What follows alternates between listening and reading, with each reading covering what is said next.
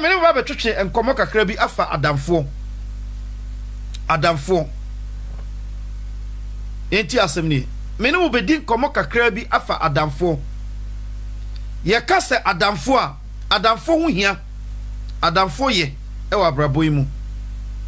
nanso onipa ye te ase ye wo esu bi a edua onipa mu a sometimes a esu no enye ma onipa tio me na esu no timi mu esu atimi mu no enye ma wo na wo ben me no esu atimi mu enye ma wo ti asem ne pa wo beti mase enche enti wo hwe Bible na Matthew chapter number 2 no John chapter number 2 verse 24 or see Jesus Christ akasaba asase so no wan pese ode ne ho beti onipa so fi se na ehia no se obi be kire onipa su a kire no fi se ono Jesus nimnioma e wo onipa mu ti asem ne pa nti e kasa adamfo hia Proverbs chapter number 18 verse 24 or see obiara ode ne ho bon namfo pi no onue nanso adamfo bi o ho a ya na efam sin onua ti asem ne pa nia ode ne ho to namfo pi so no de say on ara ne ho nanso adamfo bi o ho a ya na efam sin onua so ye hwe sa quotations tu amakan ya e kyewo se onipa nye onipa ye obetumi ahia obi wa abraboi mu a wunyame obetumi ahia obi wa abraboi mu a obronsam na abronsamfo no doso tio abronsamfo ehia ono doso enti ti wiase na pe adamfo na utaka wasuma sankyran krofo na utama krofo hu secret wan hwani a wadwe ba ya osa wada na wonan guabontin nipa nye ti asem ne pa nipa nye sa wo hwa ade adamfo betumi aye onipa oben wo especially wona oba wo nchen because of near wo because of near obenya die because of near obetumi benefit from you. These people, be very careful with them. What you say? Because say ebi ofie na obi ba wo nchen ya na den say obe wo so nipa no do wana wondo fi say bibia wo ho ti oba pretend aye ni obetumi biara say odo or the techamade na mrade kasade beta dawo am why wadwen say bia na odo me obekoso ato amanadi obekoso ato amanase obema na ba bia da obema ne nanti so tia wo no wan sha obefa adura kan wano ti asem ne pa me no ko ba bia ne ebe wura Bible no ma kire woni o makakra na wo de atoto nkrofo bi abraboy mu ebi aka won ti asem ne pa ade e friend sa adamfo se ebetumi a enkrofo na ben wo no usia wona etisen na mu osuma sam de be very careful say nipa wo ne ka wo secret ana wo nipa wa ben wo a wo timi hu wase no unim ni yi waso na hye afri esubi ho wakanimu ahye afri esubi ho sa sa nipa yi de megiridi e okwan we so na mama nkoba ne sa na wo ka mo bia wo brabom obi obebo obrabom bia madamfo wan sha da ebe ka watu fam no oni na ti asem ne pa me ne wo kwa baabi wo ba so no wase na wo invite adamfo so amana ba so bi fi se me ne wo ba besua ne ma bebre ni aye mfanto ho ahodo no na wo hu se wiase aye wo manne no enyima mre mu ne ewoyi nti so call friend madamfo na ye kan esuma sam na ye giant crofobia man crofobia nya opportunity e wo ya brabom ba ya brabom ne be grocery be din komo sania odoyen da bi me no be shase ene e 2 Kings chapter number 15 2 Kings no 2 Samuel nya Kings 2 Samuel obetima bia Bible na call 2 Samuel chapter number 15 verse 2 ye ko hwa ade bi ho ene o ma bi esiye me no ba bedin koma afa nipa miensan yi ho David 2 Samuel chapter number 15 2 Samuel chapter number 15 verse 12 me no be kasa fa nipa miensa David Absalom Muntio David Absalom ana Ahithophel tio David Absalom Ahithophel sankrofo miensa se oye nua oye busua oye namfofo otrafa akudidi bom dwen bom tumpon bom peja bom ye bibia bom sankrofo miensa fi David na ye tire David na ye ja ono na ye ohene di Israel nyina so ti sankrofo mienu hyanase ana sankrofo mienu Absalom David ba Ahithophel ye David adamfo ni futufo munti asem ni na David ba ai friend Absalom bone pitia na ja wo kwan bi so ma na ja pamon no twa na suo afiri asase no so True David adamfo Ahithophel ne empanimfo bia futuo ma David Simon ne ba ne kwan ma ne ba na chi Absalom bae no obenya wotan kase tia ne papa pesa obetu ne papa akonwa no so na watena so enti afei de David atamfo enya Moabfo David atamfo nye Amorifo David atamfo nye ada atamfo twa Israel ho hia biem nemum David atamfo be ye ono akasa ne yemu ba Absalom opene papa ekunu tio nti Absalom shase ye campaign politics e wo krono mu nyankrofo bebre convince krofo bebre tia ne papa nti o shase so o ye ne papa so dom atuni papa na watena konwa no so ti asem ne ye na wo benya bi afrim e wo ha tio na abra David adi pa no so no na sa ne ba Absalom adonase wo wie no nti David sa wo ne mrantie na bosuan kaye e na chese fum ofrim odwane emra David efrim no ti asem ne Absalom pese owie ne papa okum ne papa na otu ne papa de so na otumi tena konwa no so na ebeden do edom na bedi na chi na so ne papa David ye okofo a oni David kuno okọ na chi a enye wadwen se wanwe ne ntokwa no da bi because oni ba bi obefiri aba enkrofo bi ho a uka wona brabo mu a enye wadwe da se oni na wie okọ na chi ente so oni wa wie da bi okọ na chi no akọ prepare aba wan sha da obefiri mpofre mo ba no unya onipa biu ti asem ni o so Absalom hu se ni papa David aye kwesi consult tenkwatia so obetimi awie ne papa eso onya obi a o sa ne papa ntemem ti asem ni pa na manatimi a convince o man ni nyina ama o man na beta na chi no watimi awie ne papa na so obetimi a achieve sa ne ma ya eso onya obi o ben David na onim David a different ni ni fiba onim ni susue na adwen bribiara about David Absalom opeso hu ti asem ni pa enti ade a wo ye ne se obowura David ase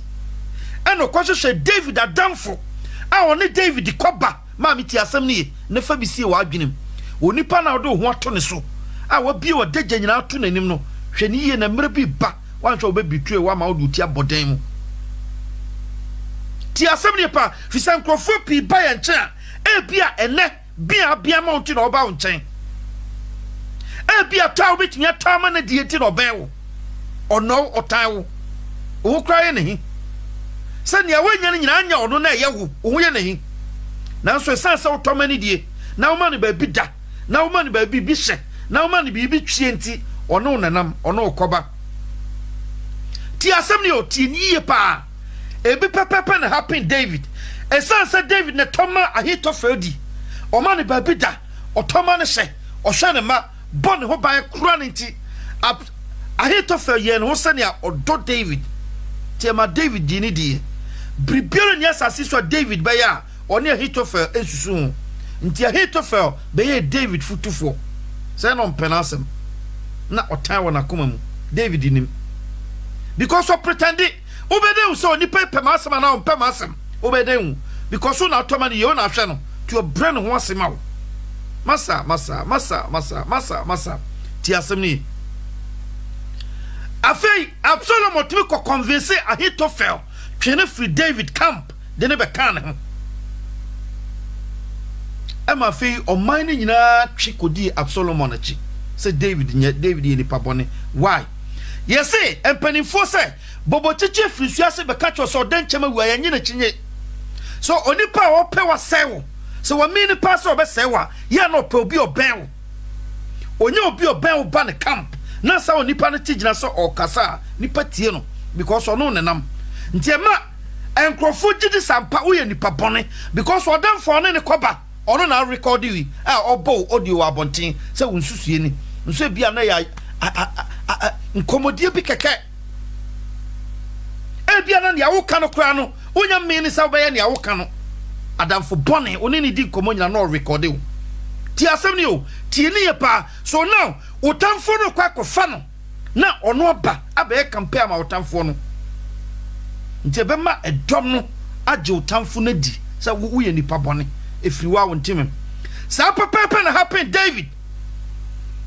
tio sa pepepe na happen David adamfo ne kwabatu tomani die tomani se nti na sa wo hye Psalm chapter number 41 Psalm chapter number 41 verse 9 or say oh madam for pampo amene ni di adokodoko sem atrim adokodoko sem a wodi maduane bie no wa man na nti so tia me eno na san be prophecy ma Jesus Christ ti asem ni Psalm chapter number 41 verse 9 kokan or say oh madam for pa amene ni di atrim dokodoko sem menene koba din komopom a me dono a minim sama damfuni minim so odome nti makama suma sem nyina che no metodi a metobi manidi metosha metobi manehye misia misibi mano ono na ama ne nanti so tia me ewrade pagya me na mentimi ni wo so nkunim na mansa nya wo se wo wrade wo mafa nti asem ni hwo afedi Ahithophel a David aka na suma sem nyina che no a wonim David secret wakone David atamfo akoye bako ono na ekire David muye ne sei na mbetumi ekunu ono na ekire David secret kwa betumi afaso kum David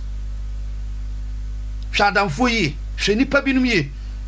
tio hwenipa binum yi Second Peter chapter number 2 Peter kan say me ko read ne tie o si yenum de onsu te se moa aya wo na ba wiase tio sana nkrofo tie on say sa quotation metakan pa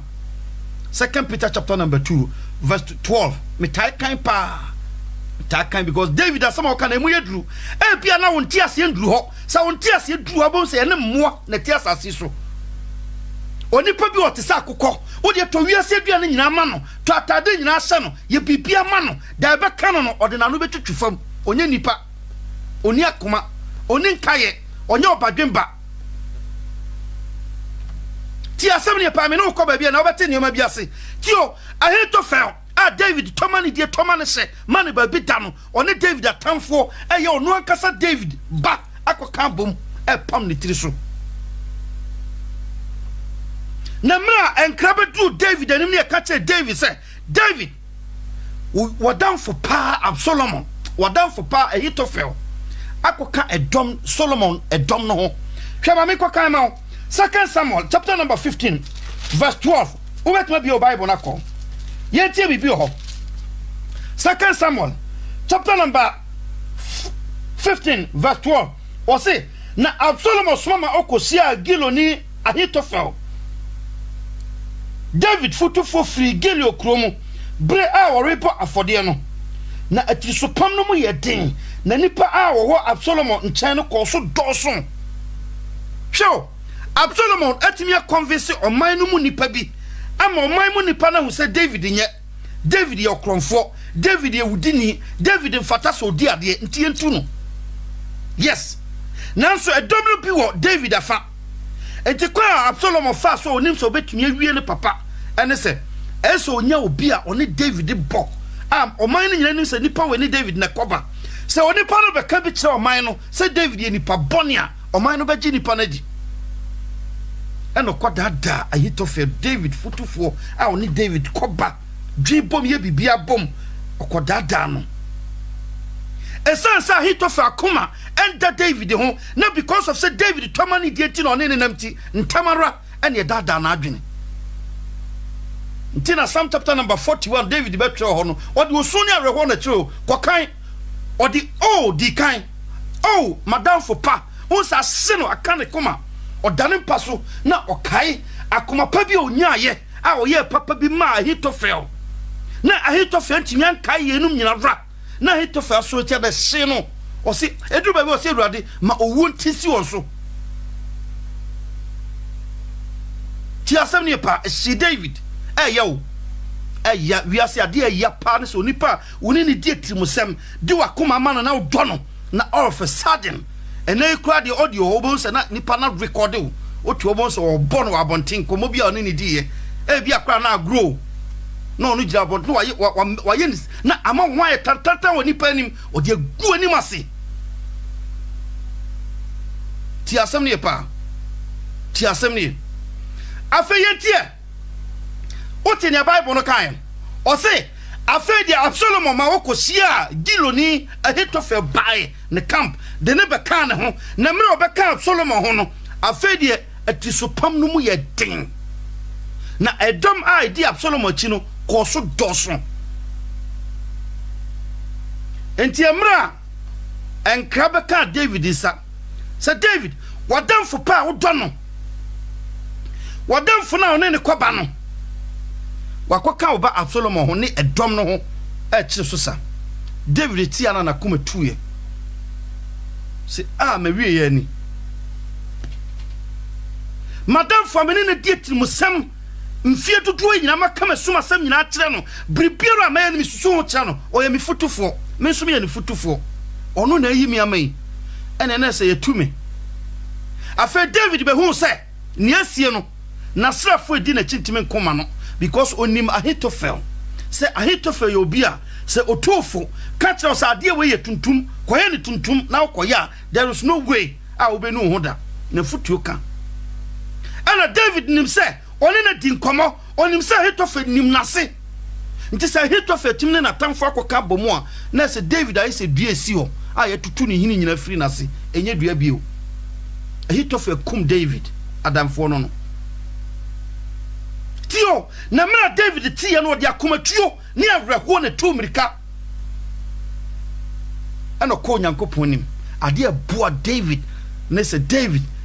na honam fam wo hode na so honhom fam na David wadamfo bi ana otwere no sen onipa adamfo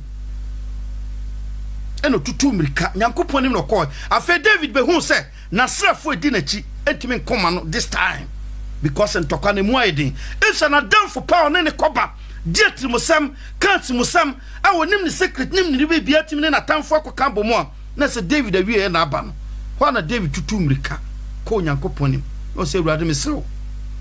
madamfo pa a odi madua ne bia no me toma ne die toma ne se no wo ma ne nanti so tia me mesrew ma ne nkwasi aseb he o kan 31 no o kan 2 Samuel chapter number 15 verse 31 now. Tiesa de oka 31. O se na obeka che David say Ahitofel afra one Absalom ni one apam no mo na David pompai say Awurade mesrew ma Ahitofel agina tuo nan nkwase asem bisa ho say aye Absalom ana ni David iko nti say David be pompai a aditi one mompai say Awurade ma Absalom agina tuo nyankwase asem na mo pompai say ma Ahitofel e de nyankwase asem because Absalom ye David ba na so nim David secret Ahitofel nim David secret nti David nim say Absalom entimi konkano but with Ahitofel obetimi akonkano because ne nanti ache odono oginidi ohwa no okra no obone ho ban o protect no deni owo nyina bo Ahitofel nanso sa na David akoma a wo ma Ahitofel no enye bi na Ahitofel wo ma no Ahitofel tano ana onene nam nanso esan ewo kakra onyata frinti ohu David na pretend o me do o de amene wa na David so kan secret chire no tio after the hit of a call house to house a church and for David ye cromfo David to say David ye wudini David kumnipa David ye way na o man nyina sorry tia David hwe otan na wonya nipa sorry tia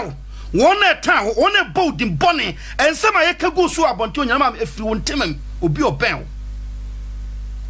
ono na nam na so otan wo onim na obo abro tio eti ma David anko bompaye antia ne ba Absalom a open kunu no na woko bompaye tia na damfo na wabitre no se urade madamfo ye yimi ama mesew bribiano be kata me ba Absalom ne o man no ma ne nyina na ne kwase asem fiso no ko na betimi awie me ena onyankopon tie David ampa onyankopon lifti David ema David timi konka wo nyina mi bisa wo David de no onyame bi e mra na damfuri yi no ma ye no otimi ko dansa nyame no ma nyame no be kon ne kuma no na wo mi bisa wo wadamfia wo do ho to ne so sei a wo do huru ase no wo ka osuma sem nyina kire no yi se oyi wo ma wo tena wo nyame bi a wo do ho beto ne so mi bisa wo e ko basa na se wo wie ya no tio hwa awreho sam ne se edom no ba edom no ba David so a hit of an edikan eche babia David timi dwane ko babia ohye babia David o mo ko mbenya no babia a hit of an edikan ebi ne happen ye maame agrada na nsen no ye kopa ye maame na chi ne kunu no na ye maame nkrofo ye maame akasa tisika de twa won toma won die na edikan e ko hwehwe no atamfo no enso mre bia twam na twom twa hwe mitumre na ma che wosie eye noma e koso ebi esi o Bible no mu ya bresu ye hu bi o de fa homa no ne ja homa no emre pi ba ono na be di edom anim am ya betu se okusie aheto fe na di edom nanim kope David ache no on kaida se David atama na di on kaida se David atama na se on kai bibia wa brabo emu wa ya kokko na se nipa we na wo second Peter chapter number 2 verse 12 na okacho se yenum de onsu te se moa aya wo na ba wi asese ya nchi wona yense wona e de bia na Bible no kacho mi preach a kire wona aka bibia kire se hwe ho yie e wa asase so na nya shenshemnya na esika kokko ibi ho ye fake encrophobia pataku wase odwan ma na ba yenchen be very careful na obi antwa wo nkwa na so na obi anse wa brabo papa e da wanim no. Be very careful because encrophobia mo den encrophobia mo sum encrophobia ni do oya pamsayefo ni open saye woni ne nam e koba ni ti na ti mo adwenya se kada kro be hu se wo da fam wakacho so chia wo na o se ho no o chia wo na o se ho no o yusu sa word na ma tio Absalom e peneje kunu David insu Absalom nanso suro na damfu a wayi nama Ahitofel hwe enti Proverbs King Solomon can say of Proverbs chapter number 14 Proverbs chapter number 14 verse 6 ti asema King Solomon ka ho me pa cha obaso ano wase Proverbs chapter number 14 verse 6 Obasoa na wase onyankopon be sia Obasoa na wase hwe ho yi wadamfon sani amekaye no Proverbs chapter number 18 verse 24 Ose de ordene ho bo enamfo pi no de say ono ara ne ho nanso adamfo bi wo ha ya na efam sin onua means adamfo ye ose obakofo wonam a wonya de ohia se obepagya no nue adamfo ye obetime hia obi wa braboi mu na waye onyame ebi na me nyankopon ya madom abraboi me be hia na kwa me wa braboi mu e no nyankopon nam ne so sesa mabrabo ma me obetime hia sa adamfo no bi e ho dwo uda na wada na mum ya onkrofo bi wa braboi mu ma me se wo hia wo no a se ya reboni HIV visit wo fi anka ye se sa nipa no ba wa brabom me ka no kra kire because pains or do be fem so nya yare boni HIV anka won dwen sada won sha wo down personal kai onipa wa yi wa ma no onipa wa sori tia wo onipa wa ye dom tia wo na One child do tibe bodem. One child be bonny. Me kind of crash out. A kind of crash out. A cost to the beer. Esisi eguso si. Adia I hate of Adia David no. Ye kope David achi no etu na de so no na na dan for tomani di hwe no e de dom na nim okọ mom ye nkose no wan kai se mre bi etwa mu se bi enye David akọ no hit of ontimi survival on kai ni refi wa ya abo akokọ 2 Samuel chapter number 2 Peter chapter number 2 verse 12 me se kone kokan ne ti asoma Peter kan ho nti oni pa bi wasase so osia no a abo na osia no nya nipa na osia no e abo na osia no no be very careful. Once you best say what brabo papa de wani nyina obe destroy wani mra wo so na nyonyam pa friend say nyonyam e bi ne o na wa say udi poto na o ma edom akire so asoritia wo e bi ne happen e ma me agrada na nsen udi opa hwe ne ho hia enkrofo asoritia no na no ntoma nini udi opa to oni fo oni to fam na check emra bi atwam no na o mu nyina asoso ne so na ma eno na ama ma me na hoden a no ye ne ana o ye no sankrofo kura ne twa won ho ba back be catch me no say oye kromfo oye wudini oye we eye den e na sankrofo ne bai because omo na ben no so krofo e ben wo na wa hwe ase no nkofri abonten e be firi won temam won na ben wo e wudifo kontompofo pretenders I ben wo sankrofo na pamuti so pe wa hwe ase e na wo tomani die tie osuso ohwakwa. Oh, boss. Na da obesa se so peja ni ntiatia me say one sha obekwa kofa ewuduro anomawu because I don't know ohye ade na hit of ohye nyina say Absalom obetini achi David no kum no ade na open no ade na hit of ohye nyina no say David atamfo betini achi no na nke eku no na ne ho ato no say afere David ewu afiri ase me da metumi ada.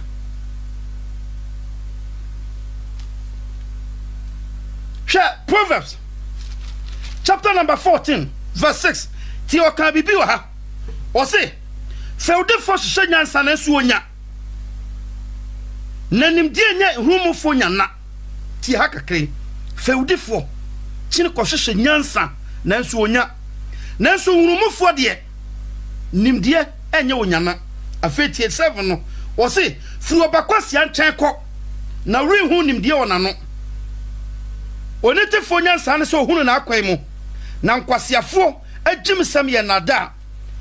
agimifo o se agimifo asodie ho afodie yokwa na tefo mu na ani sowo tio agimifo bagimifo onipa wagimi na ondwen onitie na odwen sa boa tio according to Bible say sa onipa asodie ho afodie kwa yokwa e won side mame chewade onyankopon chegimefo afodebo nti u pa Africa ochina Sunday enkrofo akoba afodie nipa dodo ekwa asonda makoba afodie minsu anka meka se emu 99% afodie omokobo nyina eye nkwase afodie na omokobo no eye chiwade onyankopon nim because etire ni ho oyo se ni asofo no binim si manipulating nipa otu se sankrofo o madwene anya adwuma because otu transema oyonku nipa edi nyankopon de ne Christ di da udu sampempenso ya abo oti wuram yesen o because onwen na ede kwa na wo be yo Kristo ni wontimi sua ade anti even come Kristo som no kwa wontimi tiase onim what is Christianity you don't know onim udi osofo achi ni obeka bia koli and we bua what you doso na ati asase so tie enye ho ne ho tie ene ho na fofontem tio o se fi obakwasia nchan ko obakwasia firi nchan ko pentem tumirika so kwadio dwane fi obakwasia onipa wanwen otesa boa kokko a odidi ode na no twitwi fam dwane firi nchan yentem tumirika dwane firi nchan nyame na make according to Bible tie obeka bibi o ha e wo 9 no o se ojimefo ni so afodie yokwa na tefo mu na ani so wo onti ase ne sen obajimefo ba afodie onyankopon ni ma ya chiwade na mum tefo ehumofo emademba enyansafo won o appreciate sanfo timi ba afodie onyankopon nim e ma ne ya ani so onyankopon nim yɛn fambra abresue mu honam fam onipa gyimefo fa asodie ho te sa asodie ho afodie kum nantwie kum osono kum okwo kum bibia fama na ondi odi wie ye okwa mfaso bia mfiri so ma ne wayama no bia appreciate nemo obanyansafo tie o se tifo mu na ani sowo obanyansafo odi kuru asansuo kura mane no ma okai ne nkwa na nyina hey du bia obetima ya ade ama na hye no nanso otenase na okai papa ba ko pa bia wayama no o se nipa we nya ade o ye maame a ka ne ode aye mi se na me nanso ade o ye maame nti enya hwe na menya ma ne nka tifo no obadwemba otenase dwen endro na wo ye no papa no nanso ne oda so kai nra papa no na obakwasia en kai even 2 hours ago esia osama no ne on kai bio o kai now nti se na watia na so o deal with you now ne awde aye no on kai papa o ye ma na ndura King Solomon e kan nyame ti asem ne pa o se tifo mu na ni so obi o appreciate obi o banyansafo ne obi ma no bi o appreciate David Paul can send you 1 Corinthians chapter number 12 ma me hwe ho ye fi adamfo so call madam for no hwe ho ye Proverbs chapter number 18 verse 24 o se obiara openam fofo pii no o sai wono akasa na brabo o sai onipa no wono akasa condemn na brabo o sai na brabo enamfo no bi so hwa ya na mo fam sin onua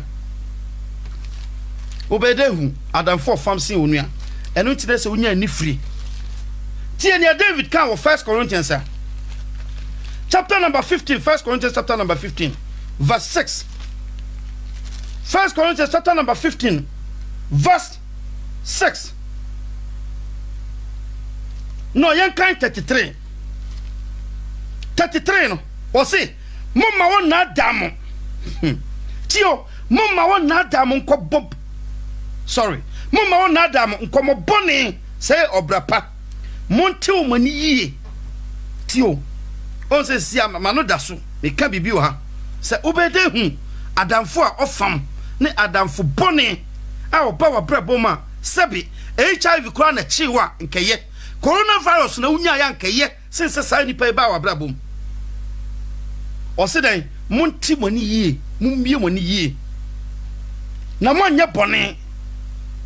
efise ebinum ni nyankopon fam nimde me kan ye di asemo aniwu tio o sha asia no o se mumma won na adam nkomo bone sai obrapa tio mumma won na adam don't be deceived e mo bia amfa de tetramade na adawo na nkomo bone sai obrapa o kan brofo na o se bad company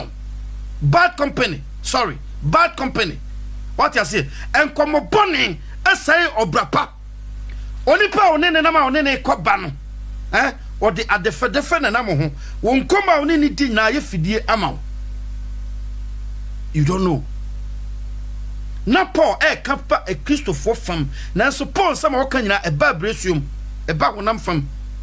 tieni ye pa ntira me no usuade afiri honhom aba honam fam tie o se mama o na adam nkomo bone se obrapa montimo ni yie na monya bone efise ebinum ni nyankopon ho nimde we na Paul Peter enso kano 1 Peter chapter number 2 verse 12 no o se yenum de o te se moa onipa bia o te asase so na onni nyankopon bone no su na onni nyankopon ho nimde na ontime nwen se onipa no o te se aboa tio monhwa mo ho yie na mo ni na ho na mo anya bone fi se nkrofo bi wa asase so a oni nyankopon ho nimde se ni pati asase so na obedwen se nipa nan ne wo hoi o tia so na ebetumi aka ne se nipa nan so na mitie ebe ne yantima menyai oni bi onya so otia wa je so otia wa make sure so ho sa wonan na te oni nyame ho nimde odwen sa aboa ntio asam krona na Paul eka wa no ne Peter kan no eno na Paul eka no se monhwem ho ye na munya nifre fi se wonkrofo bi wa asase so a oni nyankopon ho nimde biara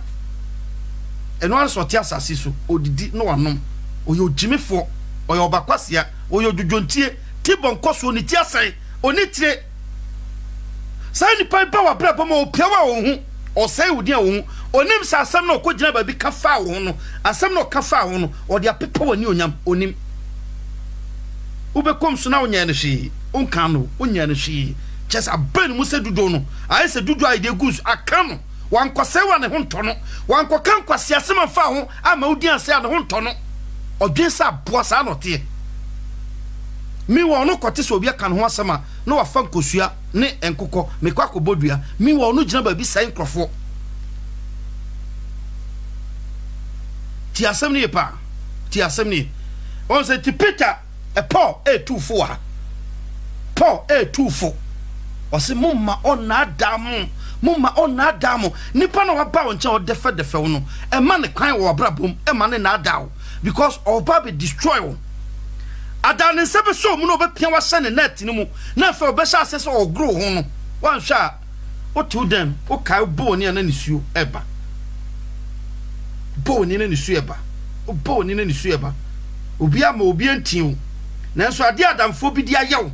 esi utima na usu e ba mu abon se bibi yayew I say for tikobo dem sana adamfo bonity a very painful so almost say so mu betrayal a very painful tie Paul na kasa sai kan bi e wo Romans chapter number 16 tie ni Paul kan wabaso no wase onyankopon be hiraw wabaso no wase Yehowa onyankopon obehiraw yen kan 17 no wose nanso anuanom mi tomufu se munkari won a wode papa mu ba na oto sentedua de senkyekere a mosua no montwe mo ho mfiri won ho na won a wote saa no nsom yen awurade Kristo na mom wosom won ara yefunu na wode tekyeremade ne adokodoko sam dada won a wonim bone no se onkrofo bi wasase so a he ono papa nkwa na odwen oba no nche a onwe bone bi ama ohun wa na wafa wape wasem se moa na obeboa wa na oboa oni bone bi a oni tim what you say sankrofo yi na sankwasiafo adwenbonefo Bible no sana Bible no frɛ won se yenum ye nkwasiafo a wontie wuwo sanfo na sanfo fight ewia na so be destroy won oti nyame na mekan o se sanfo fight tia nkrofo a omunim bone omunim bone ona koma mutie odidi a ka ono nkona ko bia didi onya ba bida ka ono ko bia dabi sanfo yi ene ye de ye won tio osena so nianom mi tumfo poso advice o se mun kari won a wodin papa mu ba owura adwuma mu pe na wasa ase divide ni panom na ochiche ni panom ono akwatifi na akɔho nsuo na aba nafo na obebisa obewura na fofo mpe bo se huhu asase eba nsu no saa no te ono akwa ha na akwakoka oba won cha ne okoka no nya saa no no obeka foforo a na wasoja gum na ogina nkyɛn na osrem sankrofo we osimo hwɛ mo ho yie mfiri wɔ no osan ye sentedua tofo obema wo ni papa wonim enuoma papa e wo mu a wasua a eti hu eye nyankopon asem no obesɛe ni nyina o ma won kai kra sɛ wo yɛ Kristo ni bi obetwe wo nan afi Kristo som no na ode abesisi na teche no mu obro na obro tio o sɛ wo na mo pa na wutuo no omo ni tire most of sankrofo ya no mo ta pretend pastor mo ya Christopher omo mta boduku white no wa shatade na esini nase o shatade na esini o tied book da fie ukohwe mo every man to tua okwa sorry a first offering second offering ni nyina otua bi si enko mpa obekọ na di kan ho na obiena no tiem so bompa ete se lai ogira wura mu pa abo bi ache no adakato odada ene na Paul mo ma won na adam ma won na adam me mani fa fake Christianity ne fake honesty so ya osofo e mani fa na dawo oboa onya odo se ne net no mu a oso be rough tio o se na 1 hour tesa no ensom ye na Awurade Yesu Kristo na mum osom won ankasa yefunu na ma ono nam ne yefunu ti no ono nam o me ka no kra chewo to a otoma ne die otoma ne hye mane ba bita ti no ono nam ne yefunu ti no nam ti sa asofo bi amani tua won what ase obejo so preach ne ko huntini obua ne yefunu no de nam opani obedie me hu so bi yo edua bi sumfikire ena we hya ena onam fofo bi ena we se wo ha braba ya kwanche koto we bra obua ne yefunu nkom na wo hye ne sam enye wo yefunu ono ne yefunu nkom na wo hye ma wo tio wo se na won a wote sa na nsum ye na Awurade Yesu Kristo nemum wo som won aro yefunu na ode tekiremade ne adokodoko sem dada won a wonim bone no ene na e painful no wona wonani atie nim bone udi ne bi obedi ubi udi safo fa nko nso nim wona aise papaye ne adoye ne humobro wo mu a wo ben na obetumi aboa wo o mihia sika koto no de amawo o me pe no de amawo sankrofo destroy on time bia na obeya so masai nipa no mum abaye nipa bone ni ase obi a wo wiase nanso na mafia sna kasa gu enu ti na so hwa adamfo yi wan hwe ni ye mre bi ba udi be se ase obi a wasase so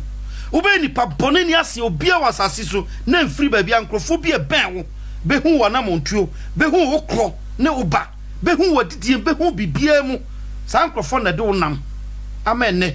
wa brabo na duru ba bia duru be very careful e bia na wanya nyankopon wa brabom senia David nya nyankopon na brabom no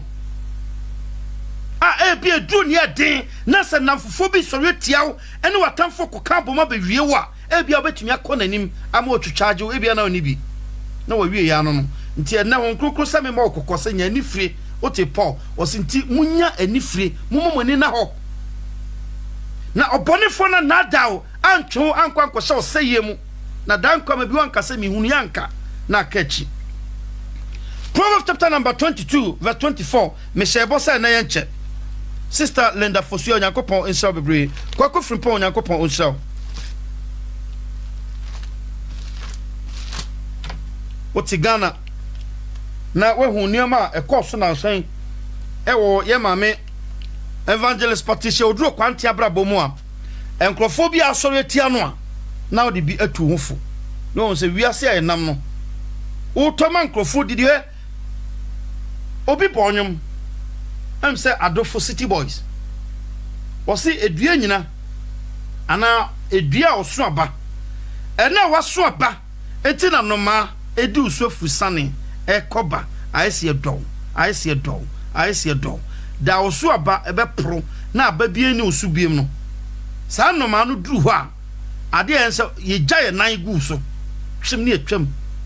oduru ba bia wo si na esansa aba ni osu nti no ba bia wo si na ho no gya ne nan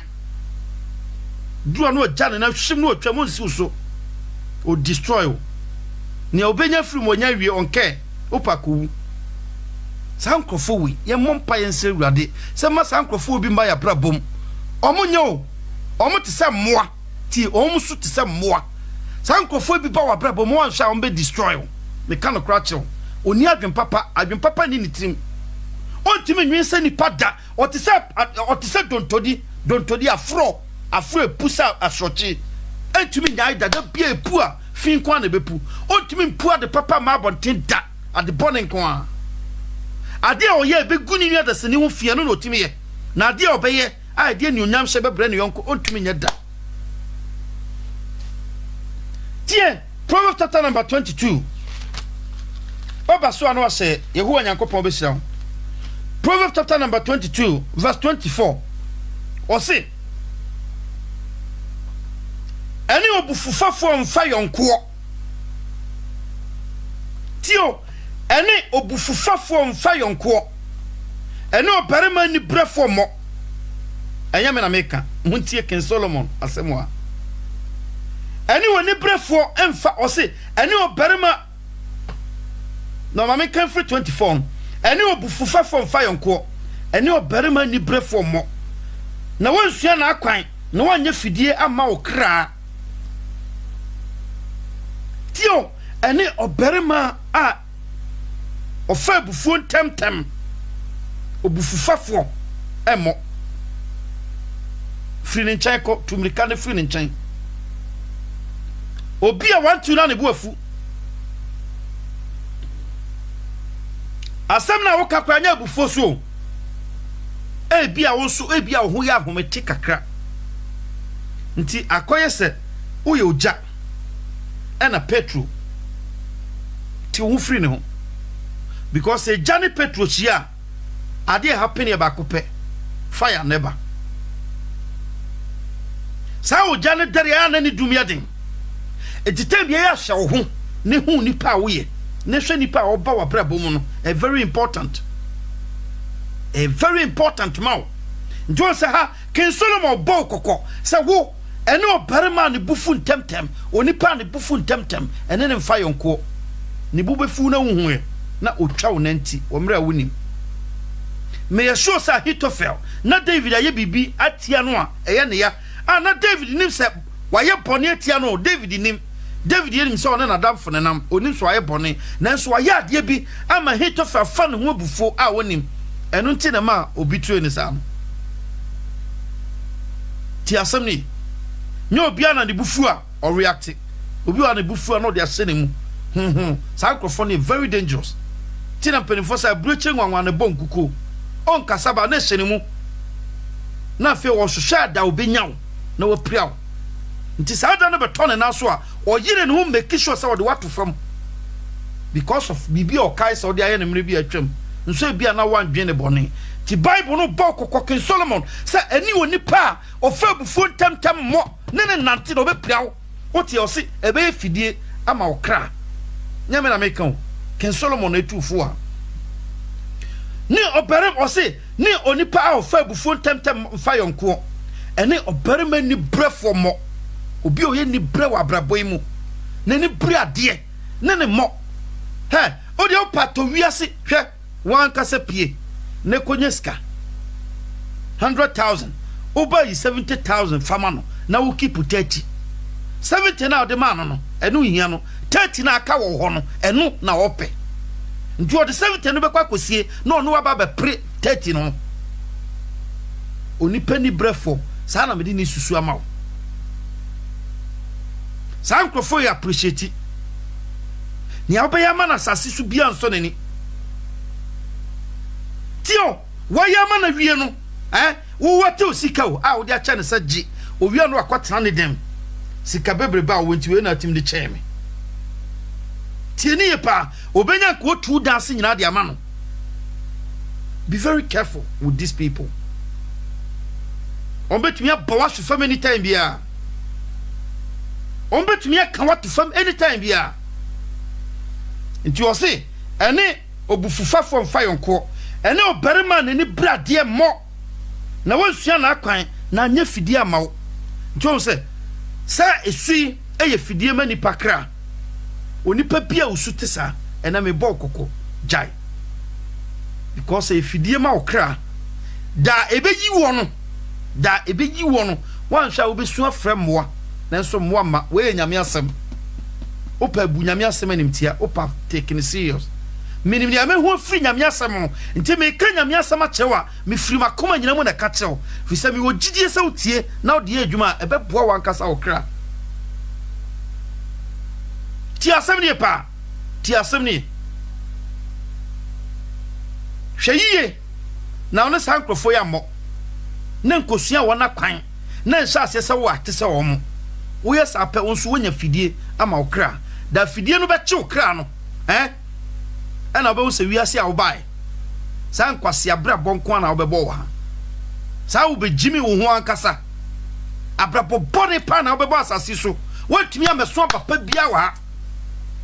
sa dan na kin Solomon sɛ ya mo ma wiase a na nkeye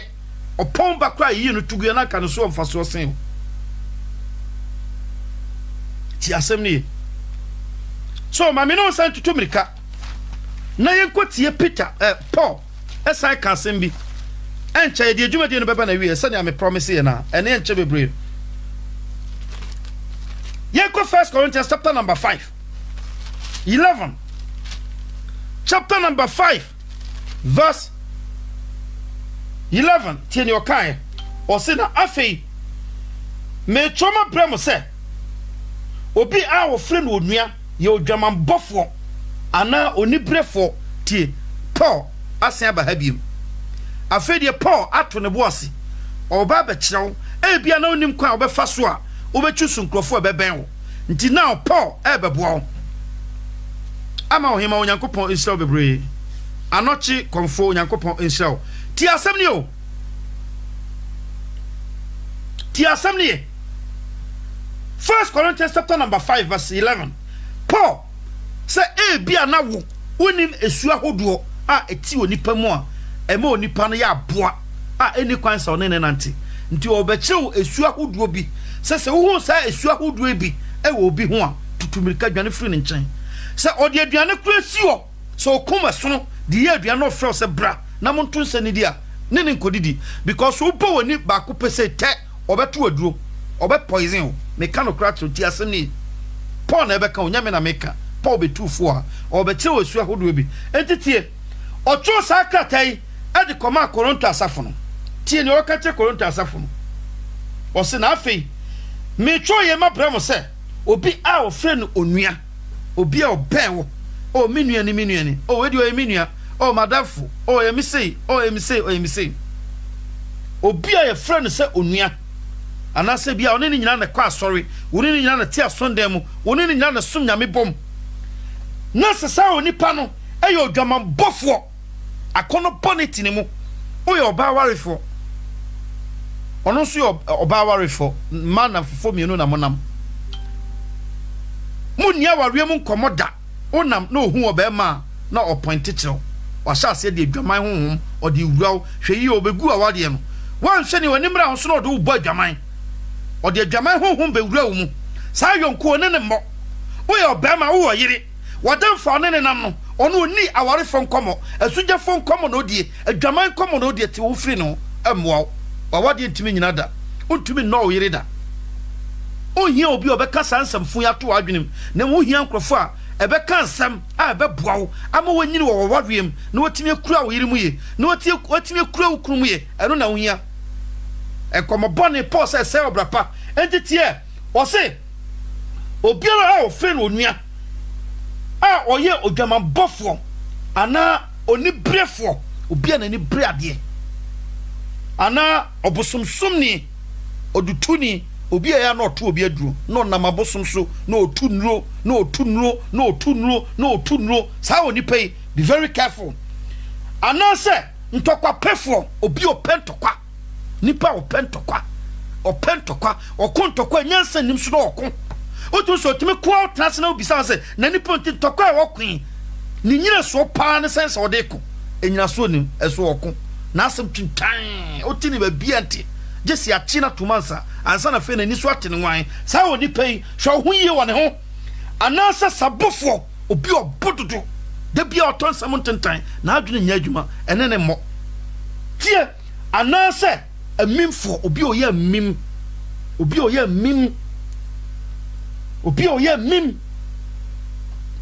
mone ne mo anasa mone no nton sampo ni di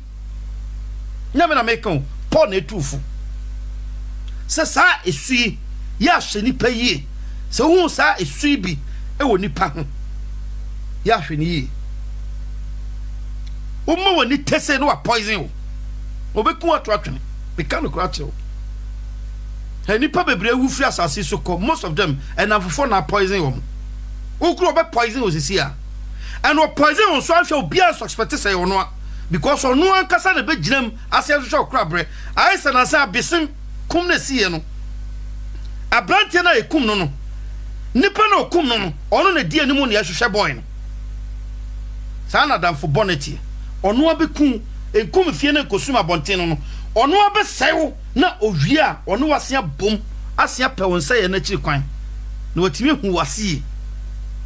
na se ka obegye hu afrifidie na achi wo no mu a wo hu kon befa so a obemia wasem kama nti ono koba nanso sanse saa esuwe mu bi etini mu nti one ne koba nyina odo nam nro so onya ne boni bi o batodo nam nro so obenya nka one ne nam na de papa bi ebeba no one na bra bom na mbra tie ni yo tie asem ne pa wan hwe ne one ne nam ukunu one ne da wan hwe ne one ne nam oyere ne one ne da sai su nyina ho e na oni brefo on say ni bre ne de ken Solomon aka obi e ka ho asem oni pa oye oni brefo oni pa na ni brade ono ankasa na brepa a obo no enso na ni na koso obi de tie ne pa enti bibia wo hu bi ohu a ne ya obenya kan ne dia sabi wo jana mpo obenya kan no ne jana nansa sabi sa oni pay according to Paul was many ne mo woni ne nya dan fofa se aduane si ho na wo so wa round the aduane ne die wa poison wo be very careful oni suban enye na make o tio Paul na etufu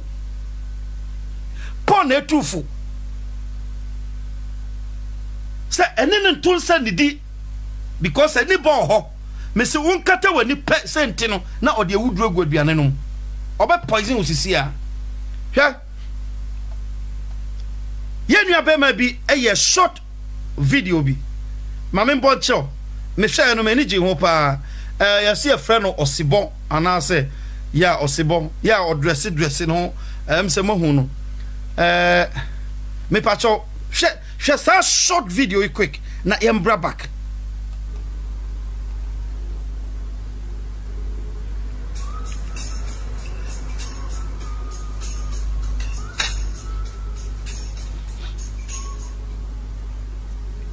yeah, I see.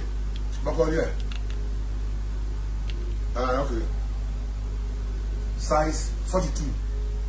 Okay. I'm checking my. This is how my business size 40 size 42. All right. I'm checking my OCC. Right. Okay. To let's go back.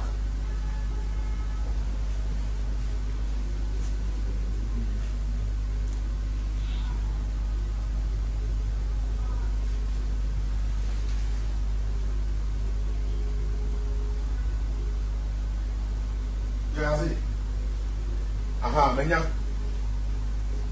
for the tuntu de mami ni nwie.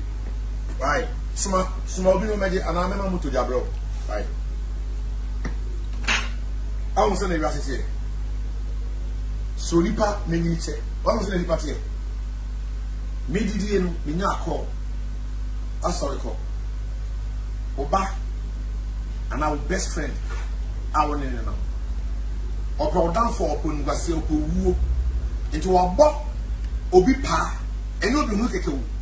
is either a driver or house help and I say apala open as empa o say ade we dey this obi oben and obi to my ear ya many paniska onipa so any brisika sika is the root of all evil and just say abo akora na pa abo dey duro be go aduane na wudie ni it is here now. Who did he now? Your telephone call send him near here. Oh, qua there will be and I say, bet me, men sorry, call. Do again in every and son of a qua wako. Do again in every and son of a soraka, pastorako, nipacra, or the show any idea of pen, who you are, who to him at the American. Me pacho, I have a kind of a bo esiamo. Osha video ayenu abe me twa ya emuda ho pa nyansa na okache tio we na Paul ebo kokko e wa ha 1 Corinthians chapter number 5 verse 11 say onipa bia okura subone hwe oni abrantie nyina na ye adwuma bom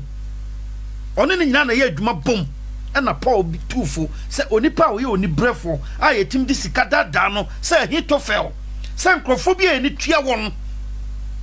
anu ada no ni nipa na ya damfo eye den e na okura na minim so opene kunu ya tono onkai papa o ye ma no bi hwe one na wa adwumam e hwe no o se na kwara one ne tie o hwe no obi ebe ma ne offer o hwe sa offer na eso se ne ne boss timi ye ma no nti wagi okum na to atwene esi o se wa adwene se we concert bi kaka ma me esi ekoso na want see ma evangelist Patricia oduro kwantin be kan say ye che no kotum ke poison want ensem no bu aya ye tia sometimes fan say agro mesi won hwe ya onipa wo toma ne die woni ne koba obeku ato atwene woni mote na wa saman do wo bebisa hwan ne kum na wadamfo no tiwi ase won ne kum waku ato atwene because ni suna ne ban nyina te sa boa onim atemuo onim akatua se boni bi onipa ye no akatua wo so oni sa atenka no bi dabi oye dutofo wo so nam no so abosom tu abosom so eso no nam wakum the conscience oni tema oni ehumabro o say we no ane so say wo okum we no ane so okum. Be very careful with these people. Ebi na si wa ha no one na wa adwumam ohwe no okro no o twe ne ho basesia yi oba ya o de aduragum okuna to atwene hwe eno na Paul ka wo se sankrofo yi ne won mo me ne won to nsa nidi se wadua ne si ona wo se o twam na se ebese be 4 meters away to aduane no gu wa poison wo onye me ka no kra kire wo o kwa wo panyina wa se hwe kwa na ohwehwe no kwa wo be make sure sa wo dafam wa hwiase hwe Ahitofel David ne toma ne die David ne toma ne se David ne man ba bida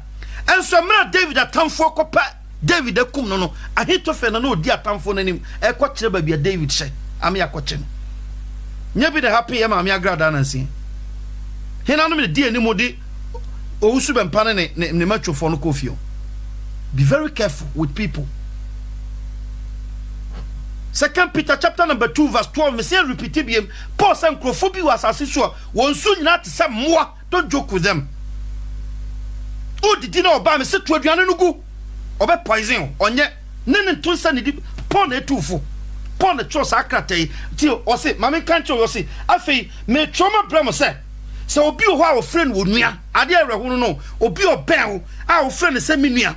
obi o ben wo a wo friend say madamfo obi o ben wo a wo friend say we dia me twotwomtwo say wo say isu bi wo ne ho a mene ne mo ne to nsa ne di aduane bi e be kɔ yam a e ben ba bi o mandi jaidie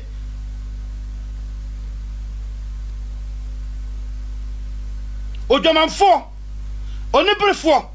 obusomsomni ntokwa pefo osabofo ni amimfo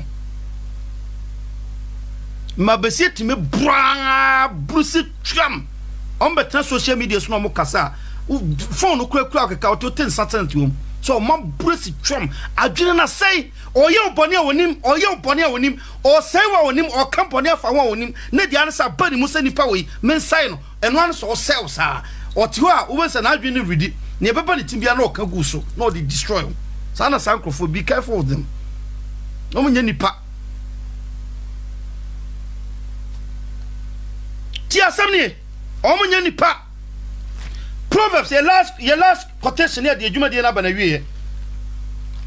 obi a obo sa su bi wo ne ho twe wo free ne ho ntam tumirika so kwaduo dwane free no obe destroy wo. What you say ena wiasim obi se madamfo me twotwo me ne koba one ne koba woni ne din komo fon so no record wo na wo hwa sa ni pa bi be ne da ne trim afa na wo ne kogro. Be very careful sankrofo ebi me say oni obi obebo abra bombia di kan carry one kasa wo se nya metie ni misunie nipa wo be sen otie akwa me ni di nkoma di kan so nipa no hwe tie nipa no hwe se ni nipa na kasa na adwen ya adwuma easy obetumi ehu se wo pese hu obetumi ehu oti ni okan o se feudifo hwehwe nyansa na nso onya na nso nimdie nya humufo nya na se wo ye obi a wa adwen mu dro na wo ye deep thinker openim dia emrema oso nsa betumi aka ti asem ne pa eti ma me no tumrika Sister Felicia Kansan awaba Sister Felicia Kansan na say de ba oni kan ma first what you say sister why you busy abrochi abrabo no anomentu a ogina ho ye ho Onyankopon onsa bebre abra asiedu a Onyankopon onsa adofo amabaso Onyankopon ensa obibia moya mane ye fe yensha Proverbs chapter number 18 verse 24 or say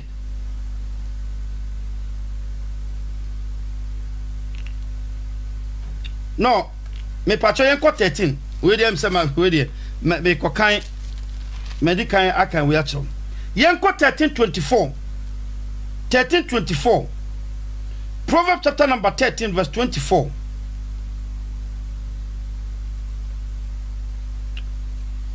and I can 20 no kwa what I can 20 no o say eni onyansafo mo na dane onyansafo tio eni onyansafo mo na dane onyansafo dia one nkwasiafo bono ohunu amane won se na wamane a wohu nyina enkrofo bia no omkonante ti bonko sofo wan so omuye wan steady omuye o steady nipa nipa ka bo se nipa no nam no adwena ede dwen bi na ne tim onye nipa tio se otra se pa hye nipa yie ntime eden adamfo ansana meka se madamfo ni no na minimo pa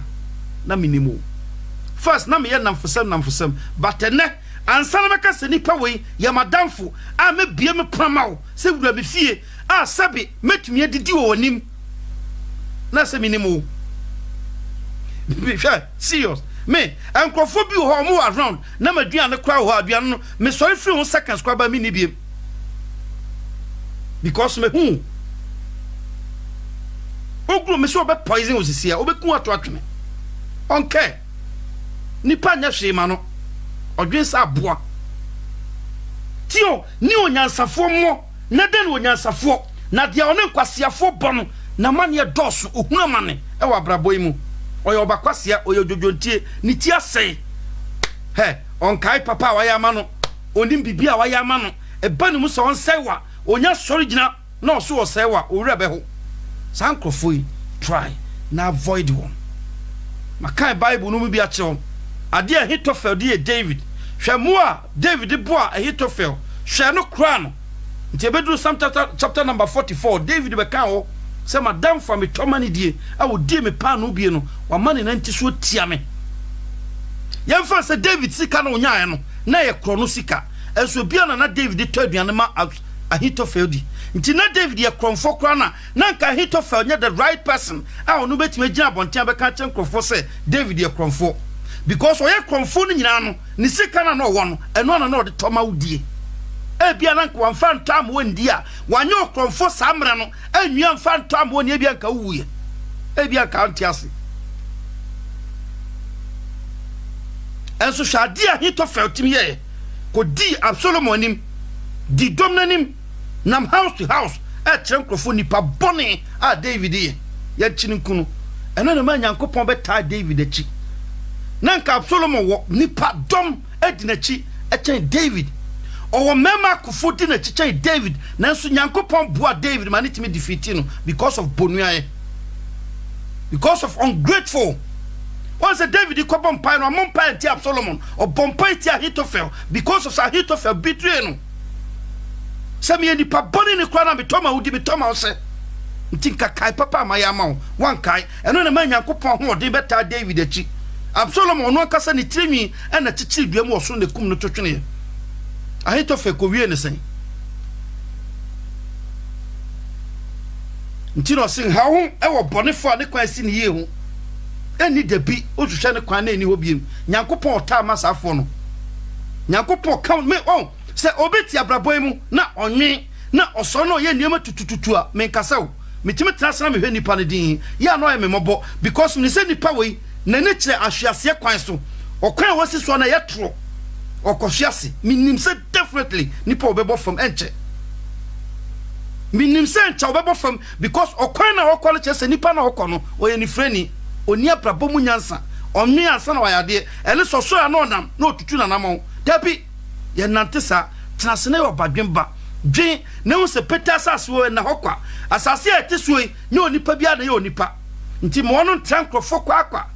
ensore nye wo se bola so kaman na fuoni odin ko ba bia de be ko da bi nye obia na ka no nye obia na edi na tem nye obia na sai no be very careful abrabom ma woni na ho nye ni free e wa abrabom mu ma woni na ho na nye ni free na Yehowa Nyakopon be hiraw ena me no nkwa chi bebre me hyebo se na ye nkasa nkwa chi bebre aha na me de ubesie ni nyina mafutuo ba kopɛ na me de ma wo se hwe nipa yi nipa ben wo especially nipa ya wan kasa wo yi yem ta aboa wo no ya hwe nipa na papa ye de me bra wo se jayeda so nipa so ye de bonyani so onim so onya wo beku so wo se sukom de na sensuo na fama ne no no na mra wa sensuo na mana onom no make sure say onum suo around ho because onu wa manu suo a onom no se wo se bi se wo no wan sha wo de na wo onom no wo bo wani a obe poison wo me kanu krache wo bone ne tina kuma mu o te se donto di fie puguo papa bia obe ya ma na still onya wo beku ultimate sa no mote according to Peter o se yenum de ye de wona bawia se moa sa no mote o musu no omo ni adwen e de dwen omo ni tema omo ni ehumobro omo so ya bad temper otruba nanso oni tema be very careful ukonko to dwan ni ma ya se urade oni pani brefo ntokwa pefo obufufafo osabuni obi owebro na onom busabro na adwen sankrofo we papa maybe mama brabom pamon free ma brabom I don't need them ni pa pen nutuo want to know na bosom so bosom to bosom we okonso a ono nkwasa bi okwa pem wa kra ma no o de nkrofo din na nam ye bre obi ase ye se obi sankrofo we kra ho obi o ye mim kra ho e wone ho se urade sasafie ho a obi okra sa asu bi ba menche a me se wa piapiam na onko eye mame se me nko me nante asase so a me ni adamfo sense oberema ntokwa peni beba mabrabom sense obi oyo pumpum peni beba mabrabom sense obi abufufa sana kuma mama beba mabrabom sense obi ani brasa na mabeba mabrabom eyema me se me nko ametena enyema me honkukuru ma ni gie na me nko ameda me mpaso a etimi cheche me wre se me fa phone a friend crofo bi fizeni pa me friend kwa no record me na nsem bia me ka bia kra agro na midi me mini e no record me channel di jaboti no bugu mani mase eyema se onko abetena ofie sense one nkrofo bi bebo me ka no kra chew krofo bi nye nipa nse ye on desi nipa yiye o se we ha no be very careful we ni afutu na me de brel ye ho anyankopon sraw onto nkwanem onkraw free na nkopem wiase wiye ontutu anamon sisi onpam esuboni bia free ho onipa bia okura esu a enyama onipa oba oncha ho onyankopon pam no nyame no ampam onipa no nyame no ama onipa no honhom tete onimu onipa no kra tete manipa no feel comfortable around you onyane free onchen na de ho na ayonko bone se obrapa se urade dane da nyina na ye ho onyankopon mo anim ngu aseda obekoso abo ho ban kra ho yi hwewano unkomodi rudi nkomododo uka wonsam dodo u secret na kwa bonten dodo hwe ade aboa me ne semini adamfo enti me wotese ye ka me ho asem sometimes tese ye ka me ho asem abonten me tia na mesri because me ho asem pa obi anyanka because me ni nkomo me ho asem ankasa no edin se me wo hu kwa me nam so e wa abrabom ne oni me nsam ye ba kopɛ twede mponyankopon ono so nkoka nche obi ase na nantwa beka kire me se e na bi onka nti ni aka nyabo se fabricate ni ade to me so meti aya na mani age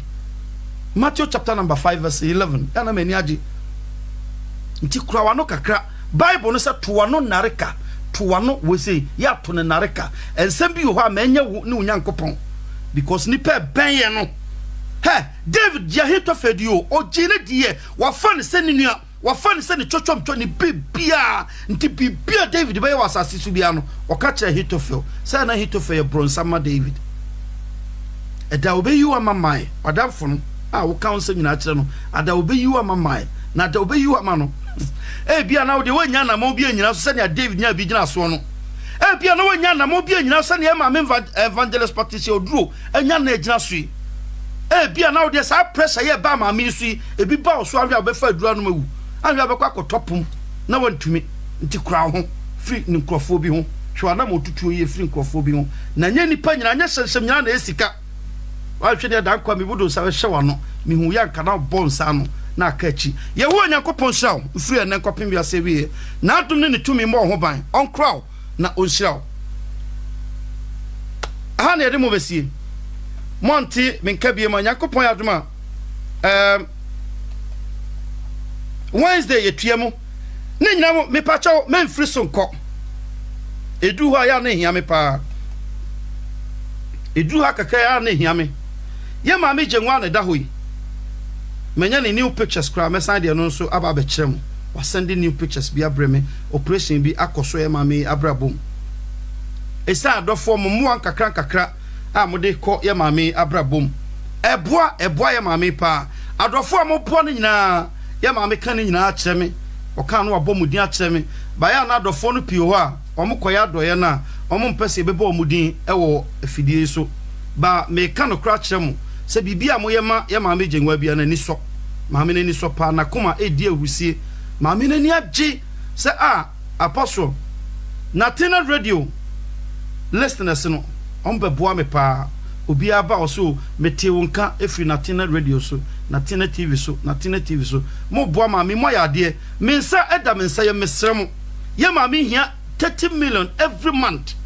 enya sa na ni ba ko na aka no hwe na ni no ba ko na de asen ekokora ba ko na aka no eno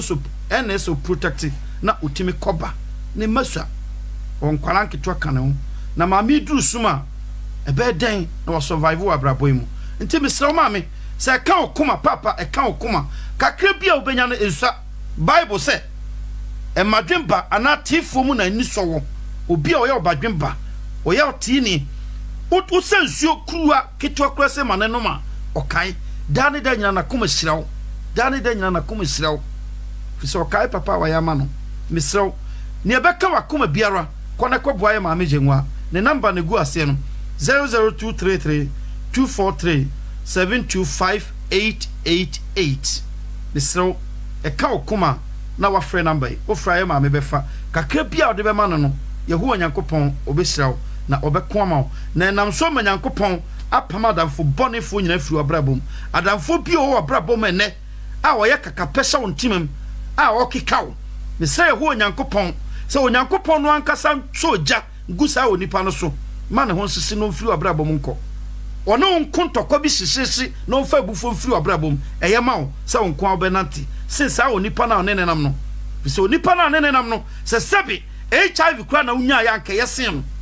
nke yesen no meka no kra chew se ya boni ko de ewu na ba wa brabom a nke yesen onipa na onene nam no because obekumu ekumo kra osi obeye fidie ama okra eno na ehu no yare boni de betima ba beku akona okra nyankwa ba nipa boni ni ba obrabom a obe frustrate you ama heaven kwa via wonkobi sa na omotie tifheni na kra wa namo na mesrew frɛ ma me jenwa na kakra bia obetima nya ama no fa koma ye mame na onyankopon ebehiraw osai Salome onyankopon onhiraw bebre na abeta owusu onyankopon onhiraw sister Felicia Kansa de na waje menchia bebre nana afia onyankopon onhiraw bebre Eva akwenya onyankopon onhiraw na nana adufa onyankopon onhiraw bebre adofo no doso sister Dana tutu onyankopon onhiraw pa na Evelyn Love onyankopon onhiraw anochi konfo onyankopon onhiraw bebre Rujanamafo onyankopon onhiraw adofo no doso nana afia adofo no doso 17 ma odi ametro fa chame brother Kofi Hayford onyankopon onhiraw ama ohema onyankopon onhiraw pa adofo no doso mikasa meboa na ade akotsa yen nana oyi Christian onyankopon onhiraw bebre na masi yensom onyankopon onhiraw aha na medi mu besie aha ena medi mu besie frame apostle na entry radio station na yetisui Natina radio me pacha okọ diaspora station wa obetime nya Natina radio dane de nyina nyom papa nko an siso ye preach na hodo nso nyina enemu ne ada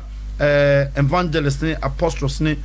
preaching sa hodo bebre obetime akwakotie bi yesremo Facebook mo ba ya mo nse na comment ne so mo manembra ye Facebook so ye channel no ho Mr. So subscribe ya na wa subscribe say videos bi ebeka ho no ebi bedu channel so so wa so bi yi mesremo ye YouTube so ya mo nse na videos no etimi nante nkwachi na ma nsempa na ye ka no enu aso ahodo no na mfaso a wonya no onua bi nsunya bi wonso dia obetimi aye no na Yehowa Nyankopon obehirawo na watenanim akyerɛw adofo no me yesa me kwa na ebasa so aha na yedi mu bisi mu mabai see ni kaja eni asida Nyankopon shame be shia Wednesday. Stop there,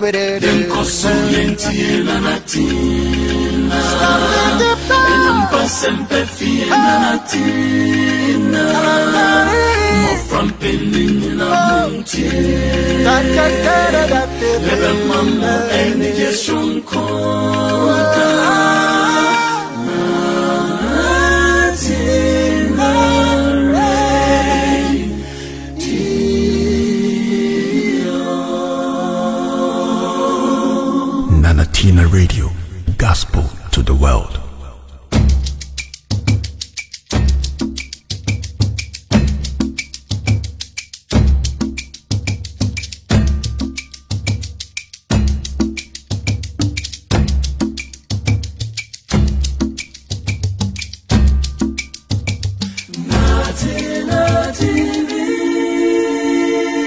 Natina TV, gospel to the world.